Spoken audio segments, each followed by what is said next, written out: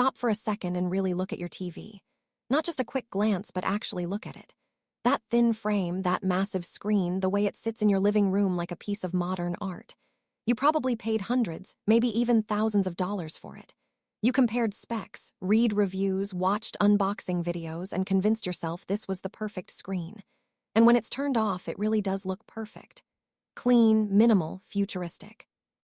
But the moment you press the power button, the illusion starts to crack. Suddenly, your expensive display turns into a billboard. Ads fill the home screen. Sponsored apps appear where your favorite services should be. Pop-ups suggest shows you never asked for. The menu stutters when you try to open Netflix. The remote feels slow. The system thinks for a second before responding. And somewhere in the background, your viewing habits are being tracked, analyzed, and packaged for advertisers. You are no longer the customer. You are the product. This is the modern smart TV experience, and for most people, it is quietly miserable.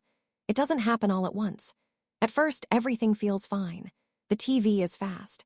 Apps open instantly. The interface feels smooth. But then, after a year or two, updates start to slow things down. New features pile on top of old software. The processor inside your TV, which was never very powerful to begin with, starts to struggle.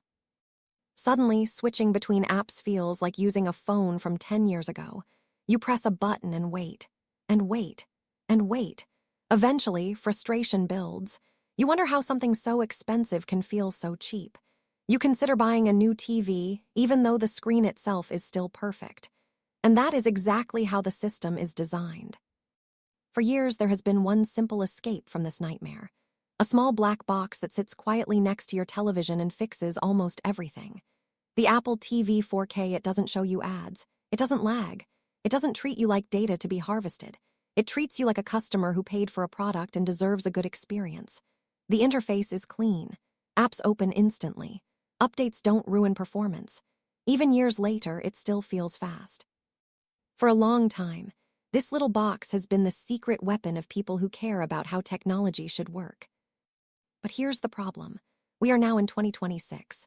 If you walk into an Apple store today and buy an Apple TV 4K, you're buying technology from 2022. In normal life, 4 years doesn't sound like much. In tech, it is an eternity. 4 years is the difference between slow and instant, between basic and intelligent, between passive and interactive. It's the difference between a device that simply plays videos and one that understands you. So now we're stuck in a strange trap. Do you buy the proven, reliable device that works beautifully right now? Or do you wait for the massive upgrade that leaks say is coming very soon? To answer that, you first have to understand why the current Apple TV is still so good. Back in 2022, Apple did something almost no other company was willing to do. They overbuilt it. Instead of putting in a weak, cheap processor like most TV manufacturers, they used a real iPhone-class chip. A bionic chip. That's like putting a sports car engine into a grocery cart. Completely unnecessary on paper, but amazing in practice. Because of that decision, even in 2026, the current Apple TV still feels fast. It handles 4K Dolby Vision, HDR10+, and Dolby Atmos without hesitation. It never struggles with streaming. It never feels overwhelmed. It just works. For most people, that's enough. If all you want to do is watch Netflix, YouTube, Disney+, and Apple TV+, the current model is still excellent. It is still better than almost every built-in TV system. It is still more reliable than most competitors. It is still simple and clean. If you bought one today and ignored all tech news for the next 5 years, you would probably be very happy. But not everyone wants to ignore the future. Some people want to know what's coming next. And according to leaks, reports, and supply chain rumors, the next Apple TV is not a small update. It is a complete rethinking of what a TV box can be. The biggest rumor is about the chip. Apple is expected to move to A17 Pro, class or similar silicon, the same level used in high-end iPhones and even some Macs. That raises an obvious question. Why does a streaming box need that much power? The answer is simple: artificial intelligence. Apple is moving away from dumb devices. They don't want your TV to just play files. They want it to understand content, understand you, and respond intelligently. With a powerful chip, The new Apple TV can process AI tasks locally, inside your home, without sending everything to the cloud. That is faster, more private, and more reliable. Imagine watching a complex series with multiple storylines and characters. You miss an episode. You forget who someone is. Instead of searching online, you press a button and ask, "What happened last time?" And instantly, your TV gives you a personalized summary based on what you watched and what you skipped. No spoilers, no ads, just useful information. Or imagine watching a movie and asking, "Who is that actor?" and getting an answer immediately without leaving the screen. Or asking, "Find me more movies like this," and getting truly relevant suggestions, not generic recommendations. Then there's contextual awareness. With enough processing power, the Apple TV could analyze audio and video in real time.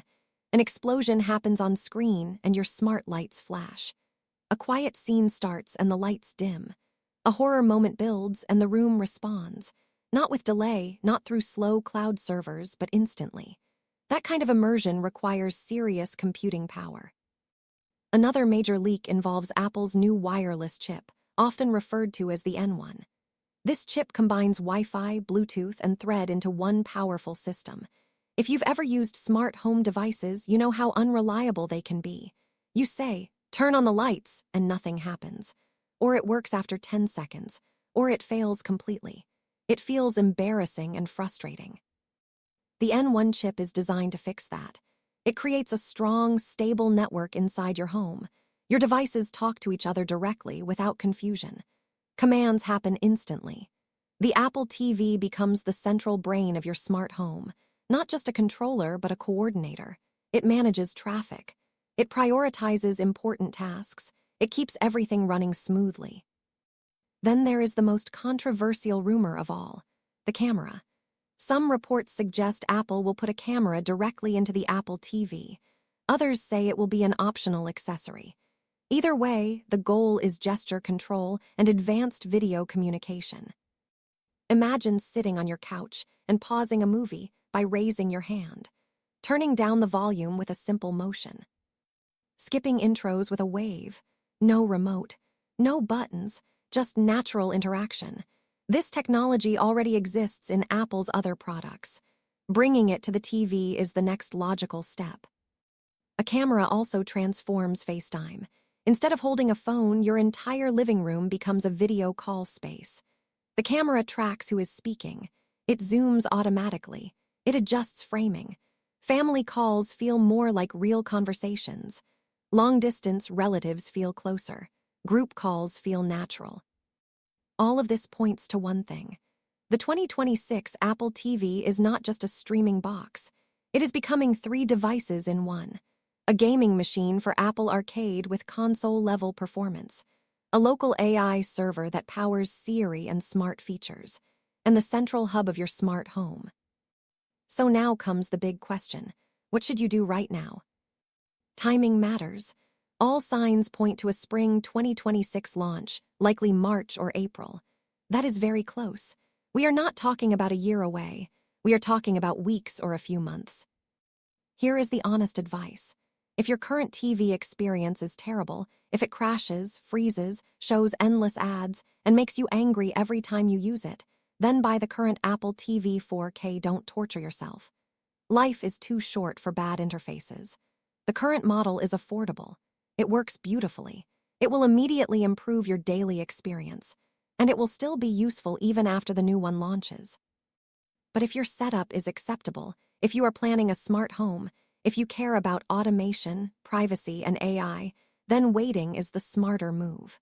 The jump in performance and features is likely to be huge. Buying the old model right before the new one launches would feel terrible. You would always know you missed out. Apple is about to make the TV exciting again. They are about to turn it from a passive screen into an active part of your home. Something that understands you, adapts to you, and works with everything else you own. Not just another box, but a digital companion in your living room. And that is what makes this moment interesting. For the first time in years, buying a TV box actually feels like a big decision again. Do you choose comfort now or potential later?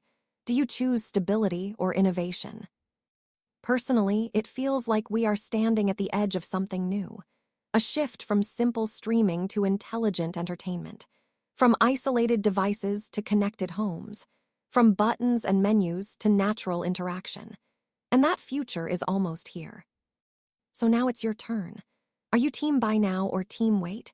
Do you care more about AI features, smart home control, gaming, or just a better remote that never fails you? Whatever you choose, one thing is clear. The era of slow, ad-filled, frustrating smart TVs is coming to an end. And that alone is something to be excited about.